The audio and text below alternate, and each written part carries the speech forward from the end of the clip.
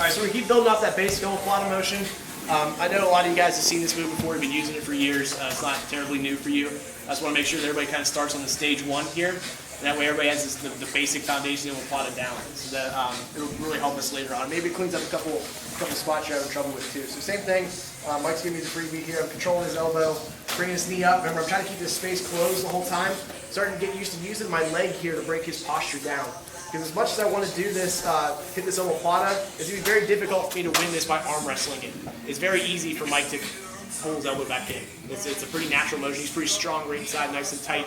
I just get a little bit of tension on it. I start using my leg to start doing the rest of the work.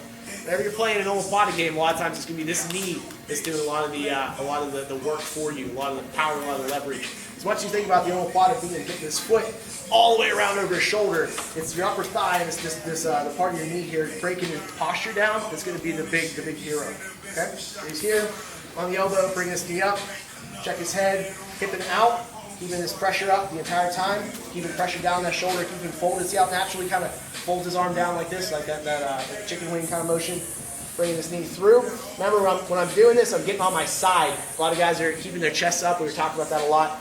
Now, as I bring this leg out in front, I want to make sure it's coming heavy. So I get over in front of his head. As I'm pushing Mike's head away, I want to make my leg straight and push his shoulder down to the mat. I don't just want to go here and triangle it up. This feels safe, and this is it's really easy to get super comfortable in this position. But if I just go right here, Mike's got a lot of freedom to move. He's gonna start posturing up. He's start rolling me around. He's got a lot of sneaky tricks here. So when I'm in this position, as I'm bringing this leg over, I get in front of Mike's head here without clipping him in the nose. I'm gonna push him away and get this leg nice and straight, nice and heavy, almost like I'm trying to like chop the mat. I want to go here, nice and hard. A lot of times you come into this, you should really think about just like get that heel of the mat, not down, nice and heavy, nice and hard right away. I'm sorry, that was embarrassing. It's on film too. It's gonna make your job a lot easier with omoplata. So I'm here, control the wrist, the outside, and you gotta start controlling his ability to roll. I like to just grab the ankle. It's something that Marcelo picked up from Marcelo. Just working on Marcelo's stuff that's helping me out a lot. I just go here. Sometimes he'll kind of start looking to jump over you. Sometimes you'll just kind of stop him for a second and then get the ankle, and that's fine. So I'm here on the ankle. Just keep my knees pinched nice and tight. We'll step this foot out, head on the mat, and as I step out, my hand here is grabbing the ankle, palm up, good uppercut towards the ceiling as I shrimp. So I'm here, boom, pop them out. If I have to shrimp a couple times to do this, that's fine. I'm going to sit up, start looking for my finish here. So now when I go for my omoplata finish, I'm folding my legs back, pinching everything nice and tight, trying to keep everything trapped in here. A lot of people just go right into kind of rolling forward here. And Mike's going to tap a little bit, but it takes a little bit of motion to get that going. You get some guys that hang on to this for a long time. What I want to do is I want to put tension on the shoulder.